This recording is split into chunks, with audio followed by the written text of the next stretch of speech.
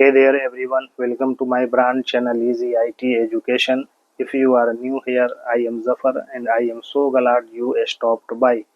On this channel, we dive into computer, technology, educational and motivational videos. If you are passionate about and want to learn new things or just need a bit of inspiration, you are in the right place. Make sure to hit that subscribe button so you don't miss out on any of the fun. I love engaging with you all, so feel free to drop a comment below to say hi or let me know what you would love to see in future videos. Thanks for checking out Easy IT Education. सभी को आदाब। मेरे brand channel easy IT education में आपका स्वागत है। यदि आप यहां नए हैं तो मैं ज़फ़र हूं और मुझे खुशी है कि आप यहां आए। इस चैनल पर हम कंप्यूटर प्रौद्योगिकी, शैक्षिक और प्रेरक वीडियो के बारे में जानकारी देते हैं।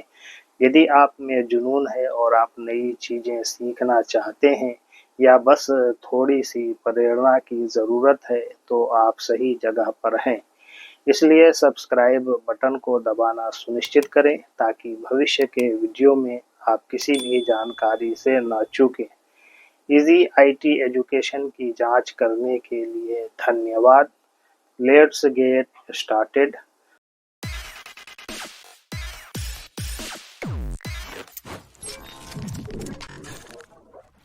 How to use count and count if formula in Excel. Excel के काउंट और काउंट इफ फॉर्मूला कैसे प्रयोग करें। ओवरव्यू अर्थात अवलोकन। एक्सेल के काउंट और काउंट इफ फॉर्मूला का उपयोग डेटा में गिनती यानी कि काउंटिंग करने के लिए किया जाता है, लेकिन इन दोनों के उद्देश्य और कार्यशैली में थोड़ा अंतर होता है। आइए इन दोनों के बारे में विस्तार से जानें और उदाहरणों के साथ समझें।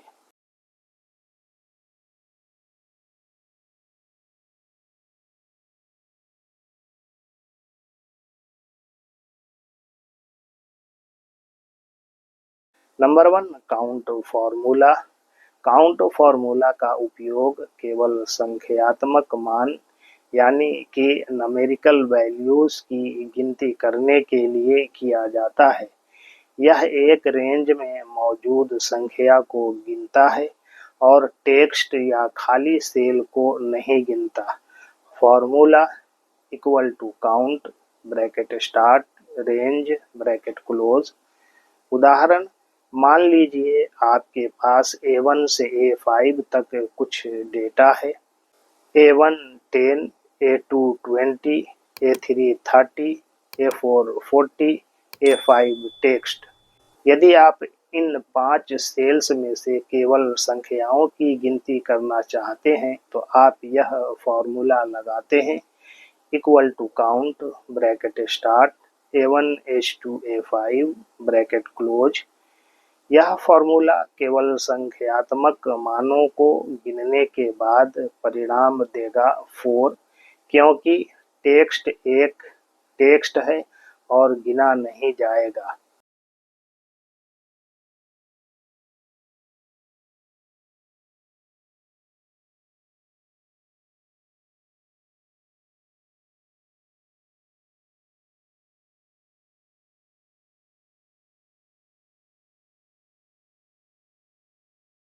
Number 2, count if formula.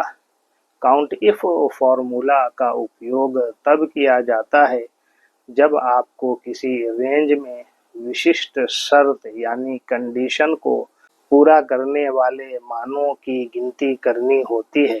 इसका उपयोग तब होता है जब आपको केवल उन मानों की गिनती करनी हो जो एक निश्चित शर्त जैसे एक निश्चित संख्या से बड़ी या छोटी को पूरा करते हैं। Formula equal to count if bracket start range comma criteria bracket close. Range वह रेंज जिसमें आपको गिनती करनी है। क्राइटेरिया वह शर्त या मान जिस पर गिनती करनी है। यह संख्या, टेक्स्ट या अन्य शर्त हो सकती है। उदाहरण, मान लीजिए आपके पास A1 से A5 तक कुछ डेटा है। A1 10, A2 20, A3 30, A4 40, A5 20। यदि आप उन सेल्स की गिनती करना चाहते हैं जिनमें मान 20 है, तो आप यह फॉर्मूला लगाएंगे, equal to count if bracket start A1 H2 A5 comma 20 bracket close. यह फॉर्मूला 2 वापस करेगा क्योंकि 20 दो बार A1 से A5 रेंज में मौजूद है। काउंट इफ में आप अन्य शर्तें भी दे सकते हैं, जैसे ग्रेटर देन 20 उन मानों की गिनती करेगा जो 20 से बड़े हैं, लेस देन 30 उन मानों की गिनती करेगा जो 30 से छोटे हैं, इक्वल टू 40 उन मानों की गिनती करेगा जो 40 के बराबर है। उदाहरण, equal to count if bracket start A1 H2 A5 comma double comma greater than 20 double comma close bracket close. यह फॉर्मूला उन मानों की गिनती करेगा जो 20 से बड़े हैं और परिणाम 3 होगा क्योंकि 30, 40 और 20 इन शर्तों को पूरा करते हैं।